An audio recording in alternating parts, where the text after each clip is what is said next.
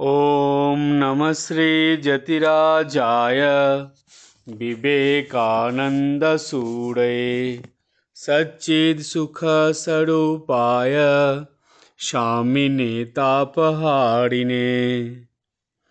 আদর্শ জীবন গঠনে স্বামীজির বলা গল্পের প্রয়োজনীয়তা ও গুরুত্ব এই নিয়ে আমাদের আলোচনা।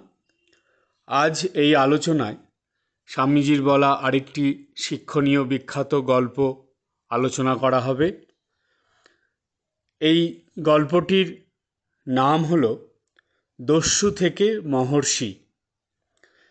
প্রথমে আমরা এই গল্পটির উৎস সম্বন্ধে জেনে নেব, তারপরে মূল গল্পের মধ্যে যাব। মূল গল্প আলোচনার পরে আমরা স্বামীজি এই গল্পের মধ্যে দিয়ে কি শিক্ষা দিয়েছিলেন বা কি শিক্ষার কথা সমগ্র মানব জাতির জন্য তুলে ধরেছিলেন সেই শিক্ষার আলোচনার মধ্যে যাব। গল্পের উৎস 1900 খ্রিস্টাব্দের 31শে জানুয়ারি আমেরিকার প্যাসাডেনার কোনো এক সংঘে স্বামীজি রামায়ণ সম্বন্ধে একটি বক্তৃতা দিয়েছিলেন। রামায়ণের গল্প বলতে গিয়ে স্বামীজি আদিকবি মহর্ষি বাল্মীকির সম্বন্ধে এই বিখ্যাত গল্পটি বলেছিলেন। মূল গল্প। অনেক দিন আগে এক যুবক তার পিতামাতা ও সহধর্মিণীকে নিয়ে এক গ্রামে বাস করতেন। যুবকটির নাম রত্নাকর। সে খুব বলবান ও শক্তিশালী ছিল, কিন্তু তার পারিবারিক অবস্থা মোটেই ভালো ছিল না, কারণ তার পরিবারে খুবই অভাব ছিল। সেই রত্নাকরের বাবা অসুস্থতার কারণে কোনো কাজ করতে পারতো না। তার মাও সংসারের কাজ নিয়ে এবং তার সহধর্মিণী সংসারের কাজেই ব্যস্ত থাকত। তাই উপার্জন যা করার সেই যুবককেই, রত্নাকরকেই করতে হতো।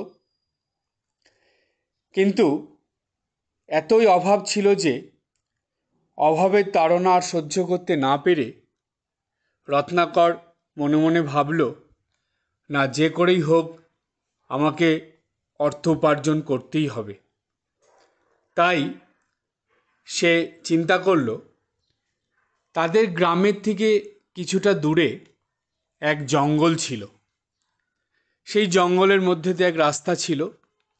সেই রাস্তা ধরে অনেক মানুষই যাতায়াত করত। তো রত্নাকর এটাই ভাবল যে আমি এখন থেকে সেই জঙ্গলে গিয়ে সকাল থেকে সন্ধ্যা পর্যন্ত থাকব। জঙ্গলে লুকিয়ে থেকে পথ ধরে যেসব মানুষরা যাতায়াত করেন তাদেরকে ধরে তাদের কাছ থেকে যা পাবো সব ছিনিয়ে নেব। তো এই রকম ভেবে রত্নাকর সেটাই করা শুরু করলো। আর যেসব পথিকরা বা যাত্রীরা রত্নাকরের কথা শুনে কিছু না দিত, রত্নাকর এতটাই হিংস্র হয়ে উঠত যে তাদেরকে হত্যা করে ফেলত। এইভাবে সে দিনের পর দিন এত অত্যাচারী হয়ে উঠল যে তাকে সবাই দস্যু রত্নাকর বলতো। এই দস্যু রত্নাকরের অত্যাচারে সেই গ্রামের মানুষ বা অন্য কেউ সেই বনের পথ ধরে যেতে ভয় পেত। এইভাবে রত্নাকর দিন যাপন করছে, মানুষকে ভয় দেখিয়ে লুটপাট করে, এমনকি তাদের হত্যা করেও ধন সম্পত্তি কেড়ে নিয়ে এসে সে পরিবারের অবস্থা বা অভাব মেটাতো। এইভাবে বেশ দিন চলছে। হঠাৎ একদিন দেবর্ষি নারদ সেই বনের পথ ধরে হেঁটে চলেছেন। বনের মাঝামাঝি যখন দেবর্ষি নারদ গিয়ে পৌঁছেছেন, তখন দস্যু রত্নাকর হঠাৎ করে ঝোপের মধ্যে থেকে লাফিয়ে এসে দেবর্ষি নারদের সামনে দাঁড়িয়েছে। দাঁড়িয়ে দেবর্ষি নারদকে বলছে, আপনার কাছে যা আছে আপনি সব আমাকে দিয়ে দিন। তো দেবর্ষি নারদ দস্যু রত্নাকরকে দেখেই বুঝতে পেরেছেন, তাই তিনি রত্নাকরকে দেখে ভয় না পেয়ে বললেন, দেখুন, আমার কাছে তো কিছুই নেই, আমি তো এক সাধু সন্ন্যাসী মানুষ, আমি সর্বত্যাগী, তো আমি কি দেব আপনাকে? আমার কাছে আপনাকে দেওয়ার মতন কিছুই নেই, আমার ধন সম্পত্তিও নেই, টাকা পয়সাও নেই, কিছুই নেই, আমার কাছে শুধু হরিনাম আছে, এছাড়া আমার আর কিচ্ছু নেই। তো নারদের কাছ থেকে এই কথা শুনে দস্যু রত্নাকর খুব রেগে উঠলেন। রেগে উঠে বললেন, আপনি যদি আপনার কাছে যা আছে সেসব না দেন, তাহলে আমি কিন্তু আপনাকে হত্যা করব, আপনার কাছ থেকে সব কিছু আমি জোর করে ছিনিয়ে নেব, তার থেকে বরং আপনি নিজেই আপনার কাছে যা আছে সব আমাকে দিয়ে দিন। তো নারদ রত্নাকরের এই কথা শুনে হাসলেন, হেসে বললেন যে, দেখো, আমি তোমাকে সত্যি বলছি, আমার কাছে হরিনাম ছাড়া কিচ্ছু নেই, আমার কাছে জাগতিক কোনো ধন সম্পত্তি, টাকা পয়সা, অর্থ কিচ্ছু নেই, তুমি আমাকে হত্যা করেও কিচ্ছু পাবে না। তো তখন দস্যু রত্নাকর বলছে যে, না, আপনি মিথ্যা কথা বলছেন, আপনার কাছে নিশ্চয়ই কিছু আছে, আপনি তাড়াতাড়ি আমাকে সেটা দিন। তো তখন নারদ রত্নাকরকে বলছে যে, দেখো যুবক, আমার কাছে যা আছে আমি তোমাকে দিতে পারি, কিন্তু তার আগে আমার একটা প্রশ্নের উত্তর তোমাকে দিতে হবে। তো তখন দস্যু রত্নাকর বলছে, কি প্রশ্ন? নারদ বললেন, প্রশ্নটা হলো এই যে তুমি যে কাজ করছো, অর্থাৎ যে দস্যুবৃত্তি অবলম্বন করেছো, সেটা তোমার পরিবারের অভাব মেটানোর জন্য তুমি এই কাজ করছো, অর্থাৎ এই পাপের কাজ, এই খারাপ কাজ তুমি করছো। এই যে তুমি পথিকদের ধরে ধরে তাদের সব কিছু কেড়ে নিচ্ছ, লুটপাট করছো, তারা না দিলে তাদের মারছো, এমনকি হত্যা পর্যন্ত করে ফেলছো, এটা তুমি শুধু পাপ নয়, মহাপাপ করছো।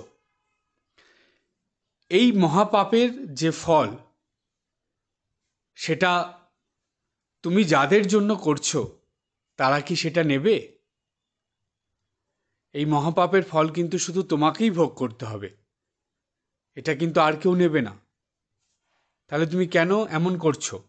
তো নারদের এই কথা শুনে রত্নাকর একটু চিন্তার মধ্যে পড়ে গেল।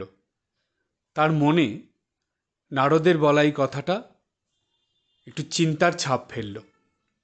তখন দস্যু রত্নাকর ভেবে নারদকে বলল যে, হে ঋষি, আমি আমার মা বাবা এবং সহধর্মিণীর জন্য এই কাজ করছি, অর্থাৎ তাদের যাতে কোনো অভাব না হয় সেই কারণে এই পথ বেছে নিয়েছি। সুতরাং আমি যা করছি তার সব ফল, অর্থাৎ আমার কাজের যে ফল হবে সেটা তো তারাও গ্রহণ করবে, তারাও নেবে, যেহেতু আমি তাদের জন্য করছি, এতে আর সন্দেহ কি? রত্নাকরের এই কথা শুনে নারদ ঋষি আবার হাসলেন। হেসে রত্নাকরকে বললেন, হে যুবক, তুমি যেটা বলছো আমার মনে হচ্ছে তোমার এই ধারণা বা এই চিন্তা, এটা ভুল। কারণ তুমি কি কখনো তোমার মা বাবা, তোমার সহধর্মিণীকে জিজ্ঞেস করেছো যে তুমি যে কাজ করছো সেই কাজের যে ফল, সেই ফল বা তুমি যে কাজের দ্বারা পাপ সঞ্চয় করেছো সেই পাপের ফল কি তারা নেবে? সেটা কি কখনো জেনেছো তাদের কাছ থেকে? তো দস্যু রত্নাকর বলছে যে না, আমি তো কখনো তাদেরকে জিজ্ঞেস করিনি।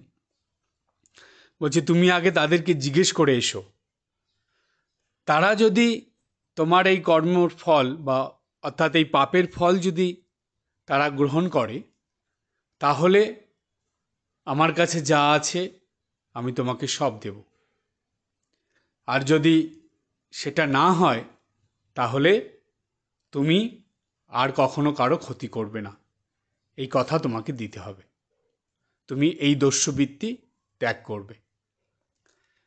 তো তখন রত্নাকর নারদ ঋষির কথা শুনে খুবই গভীর চিন্তায় পড়ে গেল এবং বলল, ঠিক আছে, বাড়িতে গিয়ে মা বাবা এবং আমার পত্নীকে আমি এটা জিজ্ঞেস করে আসছি, কিন্তু আপনি তো এখন পালিয়ে যাবেন বা এখান থেকে চলে যাবেন।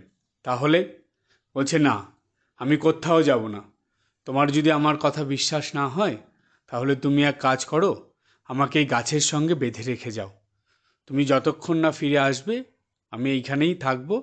তুমি আসার পরে তোমার সঙ্গে কথা বলেই আমি যাব। তো দস্যু রত্নাকর তাই করলেন। নারদ ঋষিকে একটা গাছের সঙ্গে বেঁধে রেখে বাড়ি গেলেন। বাড়িতে গিয়ে প্রথমে তার পিতা অর্থাৎ বাবাকে জিজ্ঞেস করলেন যে বাবা, আমি যে এই পরিবারের অর্থাৎ তোমাদের জন্য যা কাজ করি, সেটা কি কাজ তোমরা কি জানো? তখন তার বাবা বলছে যে না, আমি তো জানি না। তো তখন রত্নাকর কি করে সেটা সব বলল। বলে তার বাবাকে জিজ্ঞেস করলো যে আমি যে কাজ করি এটা তো পাপ কাজ, তো এই পাপের ফল কি তুমি গ্রহণ করবে, তুমি নেবে?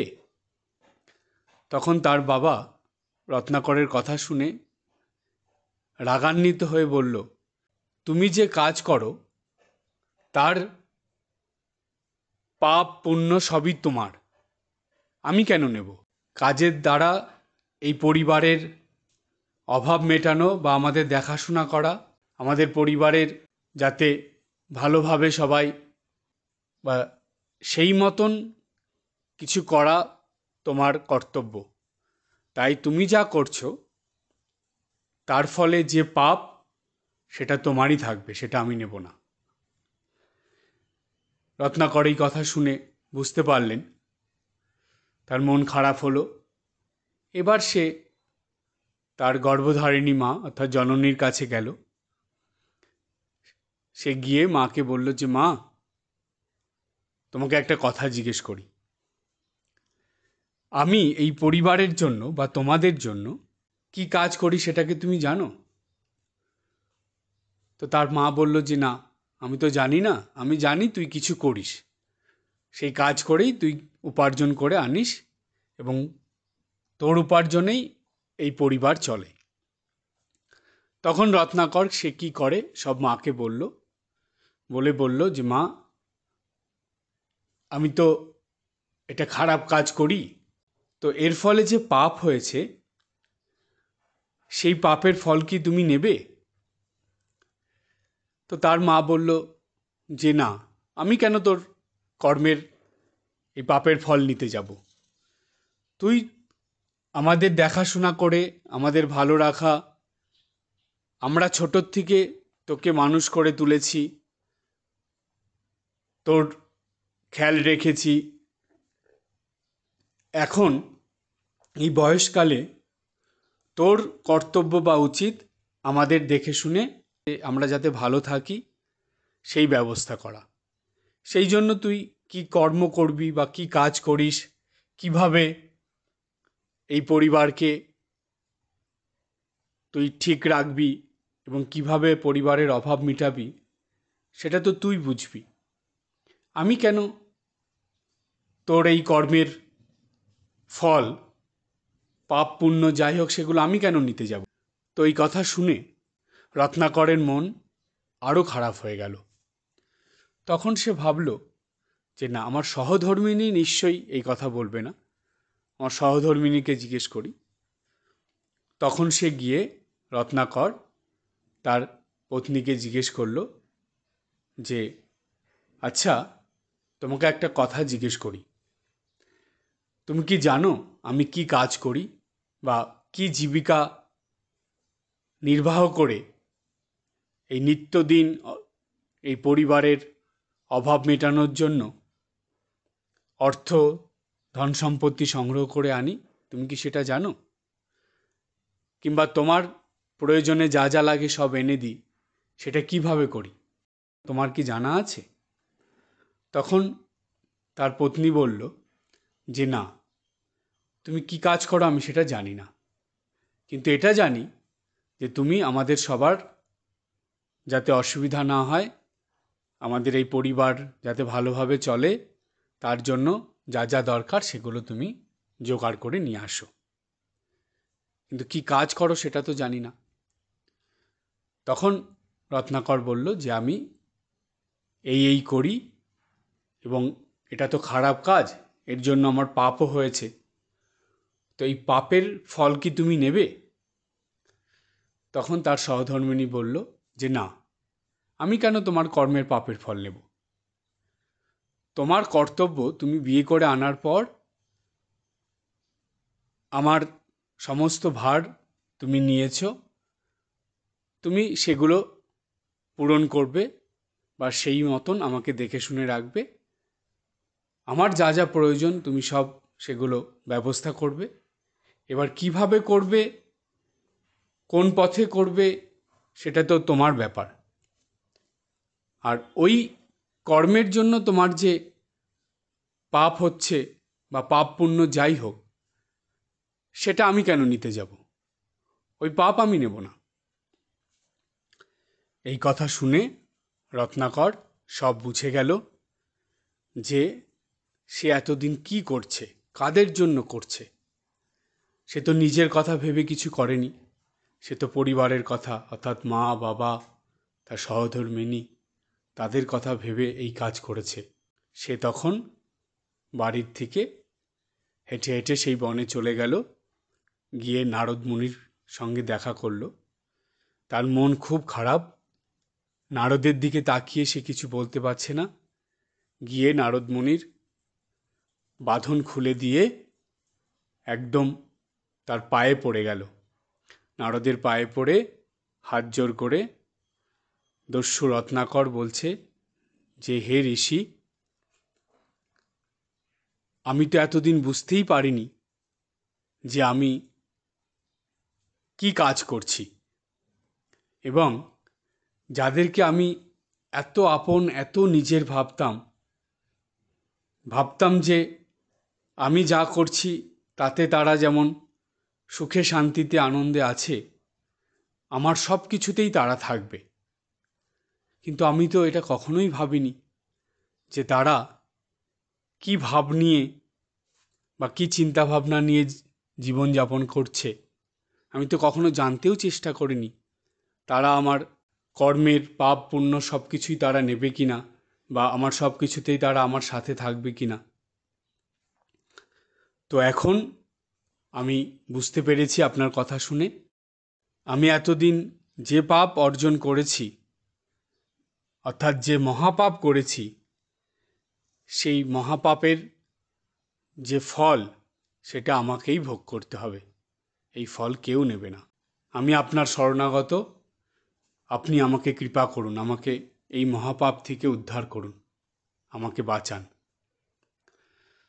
তখন নারদ ঋষি বললেন যে হে যুবক, তুমি তো বলেছিলে যে আমার কাছে কি আছে যাতে আমি তোমাকে দিই, তো আমার কাছে যেটা আছে আমি তোমাকে দিচ্ছি, কিন্তু তোমাকে ওটা ক্রমাগত বলতে হবে। ক্রমাগত সেটা বলে তোমাকে এই মহাপাপ থেকে উদ্ধার করতে পারবে। তখন দস্যু রত্নাকর বললেন যে হে ঋষি, আপনি দিন আপনার কাছে যা আছে, কি সেই অমূল্য জিনিস? তখন নারদ ঋষি সেই রত্নাকরকে রাম মন্ত্র দিলেন। বললেন যে হে দস্যু রত্নাকর, তুমি আজকের থেকে এই রাম মন্ত্র ক্রমাগত জপ করতে থাকো, ক্রমাগত উচ্চারণ করতে থাকো। উচ্চারণের দ্বারাই, এই রাম মন্ত্রের শক্তিতেই তোমার সমস্ত পাপ কেটে যাবে। যে মহাপাপ তুমি করেছ তার থেকে তুমি চিরদিনের মতন উদ্ধার পাবে। নারদ ঋষির এই কথা শুনে দস্যু রত্নাকর সেই নাম করতে শুরু করল। কিন্তু এমনই তার মধ্যে পাপের বোঝা চেপেছিল যে সেই পাপ না শুধু মহাপাপের কারণে তার মুখ দিয়ে পবিত্র রাম নামও উচ্চারণ হচ্ছিল না। রত্নাকর সে মরা মরা উচ্চারণ করছিল। তো নারদ ঋষি বললেন, ঠিক আছে, তুমি এটাই করো। ধীরে ধীরে এটা পরিবর্তন হয়ে প্রভু রামের কৃপাতে তুমি ঠিক নামটাই উচ্চারণ করতে পারবে। এই মরা মরা উচ্চারণ করতে করতে ধীরে ধীরে সেটা রাম নামে পরিণত হলো। এবং এই রাম নাম উচ্চারণ করে বা রাম নামের ক্রমাগত জপের মধ্যে দস্যু রত্নাকর এমনভাবে ডুবে গেলেন যে তার শরীরের চারপাশে বাল্মিক অর্থাৎ উইপোকা মাটি তুলে ঢিপি করতে শুরু করলো। এইভাবে ধীরে ধীরে ধীরে ধীরে দস্যু রত্নাকর রাম নামে যখন ডুবে যাচ্ছেন, আর এইদিকে বাল্মিকরা মাটির ঢিপি তুলে রত্নাকরকে পুরো ঢেকে দিল। সেই উইয়ের ঢিপির মধ্যে থেকেই তিনি সমানে রাম নাম জপ করে যাচ্ছেন। এইভাবে অনেক দিন পরে, অনেক বছর পরে নারদ ঋষি সেখানে আসলেন। এসে দেখলেন যে সেই দস্যু রত্নাকরকে বাল্মীকি অর্থাৎ উইপোকা ঢিপি তুলে সম্পূর্ণ ঢেকে ফেলেছে। কিন্তু সেই ঢিপির ভিতর থেকে রাম নাম জপের আওয়াজ বেরিয়ে আসছে। তখন সেই উইয়ের ঢিপি পরিষ্কার করে নারদ ঋষি ডাকছেন, রত্নাকর, ওঠো, তোমার সাধনা শেষ হয়েছে। তখন রত্নাকর চোখ মেলে দেখছেন যে নারদ ঋষি তার সামনে দাঁড়িয়ে। তখন রত্নাকর প্রণাম করলেন নারদ ঋষিকে, হাত জোর করে প্রণাম করে বললেন যে, দেবর্ষি, আপনি যে মহামন্ত্র দিয়েছিলেন সেই মহামন্ত্র জপ করে আমি আপনার কথা রেখেছি। আমার সাধনা কি সিদ্ধ হয়েছে? আমি কি মহাপাপ থেকে মুক্ত হয়েছি? তখন নারদ ঋষি বললেন যে হ্যাঁ, তুমি অসাধ্য সাধন করেছ। তুমি দস্যু রত্নাকর থেকে মহর্ষি হয়ে উঠেছ, অর্থাৎ একজন মহাদস্যুর থেকে মহান ঋষিতে পরিণত হয়েছ। আর যেহেতু তুমি এতটাই রাম নামের মধ্যে ডুবে গিয়েছিলে যে বাল্মীকরা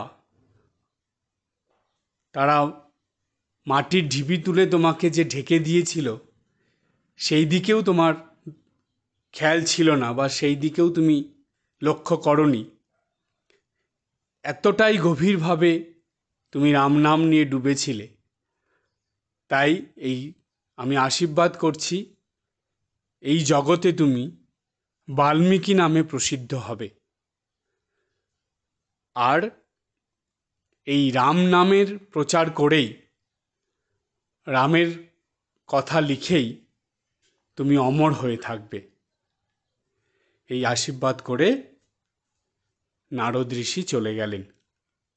পরবর্তীতে আমরা দেখি যে এই বাল্মীকি অর্থাৎ দস্যু রত্নাকর মহর্ষিতে পরিণত হয়েছিলেন এবং বাল্মীকি নাম পেয়ে বা বাল্মীকি নামেই তিনি জগৎ প্রসিদ্ধ হয়েছিলেন।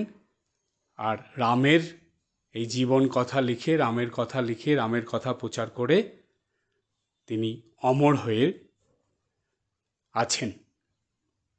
এই ছিল স্বামীজির বলা গল্প। এখন আমরা এই গল্পের থেকে কি শিক্ষা পেলাম সেটা সম্বন্ধে জেনে নেব। এই গল্প থেকে আমরা প্রধান 3টি শিক্ষা পেলাম। প্রথম শিক্ষা, যে মানুষ যতই খারাপ হোক না কেন, যতই পাপ করুক না কেন, এমনকি মহাপাপ করলেও সেই মানুষের ভিতরে এমন শক্তি থাকে যে সে সেই সাধু সন্ন্যাসীর কৃপায় ঈশ্বরের নামের মধ্যে যদি ডুবে যায় তাহলে সে মহাপাপ থেকে উদ্ধার পেয়ে যায়। দ্বিতীয় শিক্ষা, স্বামীজি বলেছিলেন প্রত্যেকটা মানুষের মধ্যে 2টো গুণ থাকে, একটা হলো আসরিক গুণ আর একটা হলো দৈবী গুণ। যেই মানুষের মধ্যে আসরিক গুণ প্রবল থাকে তাদেরই স্বভাব প্রকৃতি অসুরের মতন হয়ে যায়, অর্থাৎ তারাই খারাপ কাজ করে, তারাই অপর মানুষের উপর অত্যাচার করে এবং অপরের ক্ষতি করে। কিন্তু সাধু সন্ন্যাসীদের কৃপায় বা ঈশ্বরের আশীর্বাদে সেই মানুষের মধ্যে যদি দৈবী গুণ প্রকাশিত হয়ে ওঠে তাহলে সেই মানুষ দস্যু থেকে ঋষিতে পরিণত হয়ে যেতে পারে। আর তৃতীয় শিক্ষা হলো মানুষের এই ঈশ্বরের নাম জপের শক্তিতেই মনুষ্যত্ব থেকে দেবত্বে পৌঁছে যেতে পারে বা মানুষ থেকে দেবতা হয়ে উঠতে পারে। এই ছিল স্বামীজির বলা গল্পের শিক্ষা। আজ এই পর্যন্ত। সবাই ভালো থাকবে, হাসি খুশি আনন্দে থাকবে। ওম জননীং শারদাম দেবীম রামকৃষ্ণম জগদ্গুরুম পাদপদ্মে তয়ো শ্রিত্বা প্রণমামি মুহুর্মুহুঃ।